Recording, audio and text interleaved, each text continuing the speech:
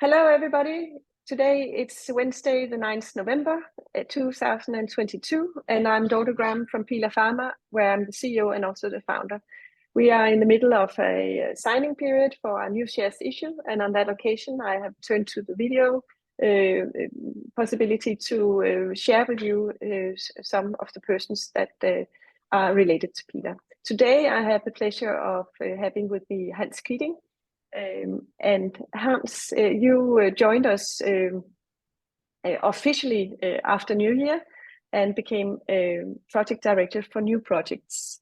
And I think it would be nice to hear a little bit more about your background first. So if you can share that with us, please. Okay, thank you, Dorte. Yes, I've been dealing with pain relieving drugs for more than 40 years.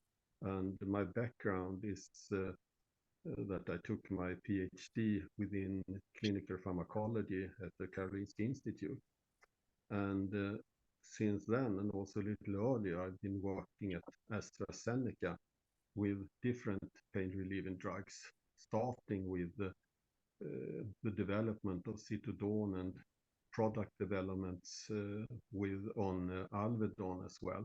But during the later years, I were much more involved in investigating the effect of new substances. I mean, very new substances and such as TRPV antagonists. And that goes very well with the substance that PILA PHARMA is developing. Yes, and I think that was actually the reason why you contacted me last year, about a year from now. I think it was that you made contact because you had heard about our work with a presumably safe TRPV1 antagonist. So maybe you can just, and now you know a little bit more about that molecule, but maybe you can just tell us about what was it that made you want to contact us in the first place. Yes, actually it was that I saw that you were working on the diabetes scenery, and I saw that you had a TRPV1 antagonist, and because I've worked with it at AstraZeneca as a pain relieving drug, I thought I should really reach out to you and hear if you had any interest within the analgesic field. And that is because I believe you have a safe and well-tolerated drug that is in contrast to many other TRPV antagonists, because many of those were stopped in development because of increased body temperature. People get fever, or also they had a reduced sensibility to heat. And that means that they could take a shower that was too hot, or they could drink hot beverages, and they could damage themselves in the mouth and so on. But as I have seen with your compound at PILA, you don't have those effects. So that would make it a very interesting substance for pain relieving effects, as I see it. I mean, my opinion is that this could really be a game changer, because this could mean that you can develop a very strong analgesic, and there will be the possibility to abandon the narcotic analgesics. I mean, this one will not have any problem as those with the narcotics. You will not see people abusing the drugs and so on. So I think it's really could be a very, very great market. Yeah, can you say something about the market? Is there really a need for more analgesic or painkiller? Need for more painkillers in the market? Oh yes, yeah, definitely. I mean, you can see the opium, the problems they have in US today, with hundreds of thousands of people who are depending on opioids because of the use of painkillers in the wrong way.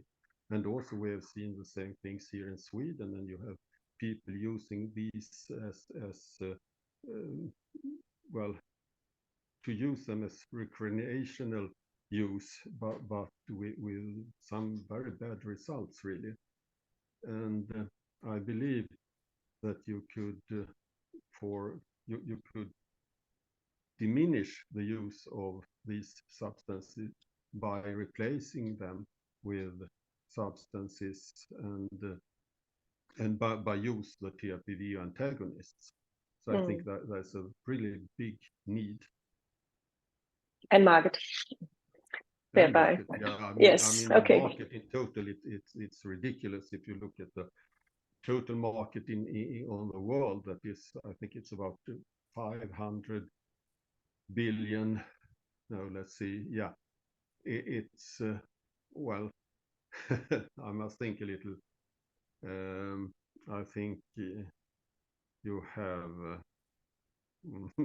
Well, I think we have. Well, it's a lot, at least, and it's. I mean, it's millions and millions of dollars. Yeah.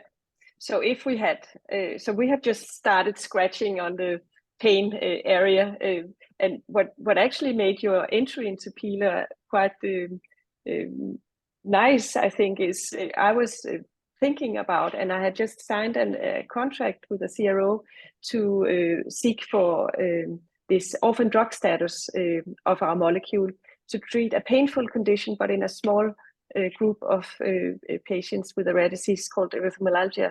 And when you came for a visit last year, you actually told me, I think you should try to look at erythromelalgia, because I worked with that at AstraZeneca, and I think you could get an orphan drug status. And I said, okay, now you have to sign a CDA and a secrecy agreement, and you have to be on board. So that was the first part. But of course, there are different reasons for us wanting to address that disease.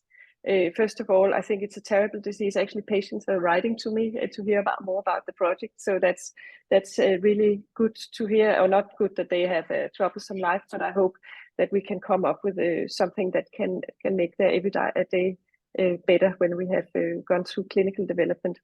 But also it's the first step into showing that our molecule hopefully has an effect on certain painful conditions.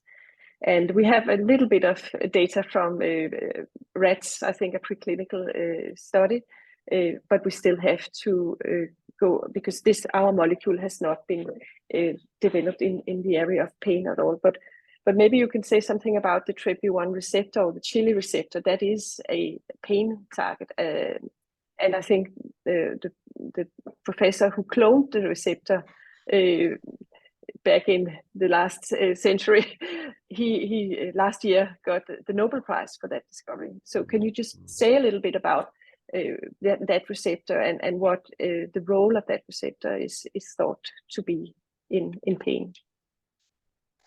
Yeah, I mean, it was, as you said, it was cloned 10, 15 years ago, and it was believed to be the major breakthrough in pain-relieving drugs. But unfortunately, as I mentioned, many of those drugs had their drawbacks and couldn't really be developed all the way. And the TRPV1 receptor, also as you call the chili receptor, is a nociceptor. I mean, a receptor that signals pain.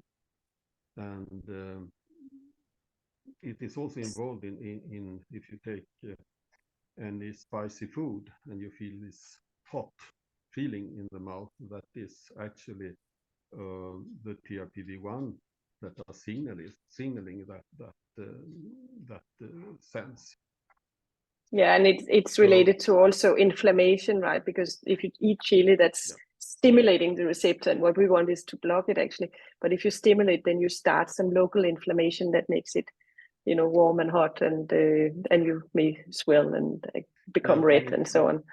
Yeah, exactly. I mean, it's the hallmark of an inflammation. You get the sensitized skin, and you get also redness and hot and warmth at the place where you put it. So it's really the beginning of an inflammation that you start with. So anyway, I think Hans, we could talk for hours, and we do that actually at least once per week. We discuss new projects and the progress of other ideas. You are a person with a lot of knowledge and a lot of good ideas, and so I also have a lot of ideas. Let's see if they're good. But I want to really thank you for, first of all, joining PILA, but also for showing up today and sharing some of your knowledge. I may ask you again to appear if we continue with these shows. So, but thanks a lot for coming and sharing some of your vast knowledge. Thank you. Okay. Thank you, Doctor. Thank you.